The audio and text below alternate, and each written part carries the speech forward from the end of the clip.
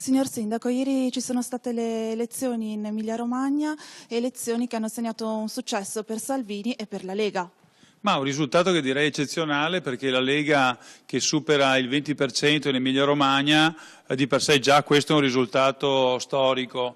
Io direi ottimo il candidato Alan Fabbri, un sindaco concreto, ma un grande apporto del segretario Salvini, che è stato sempre presente quasi ogni giorno nelle piazze, con una campagna elettorale molto efficace, soprattutto una campagna elettorale sui temi.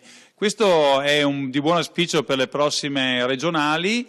Perché insomma, l'apporto che darà il segretario insieme al nostro presidente e governatore uscente Luca Zaia, insieme al ruolo degli amministratori come anche il sottoscritto, in Veneto possono veramente fare la differenza.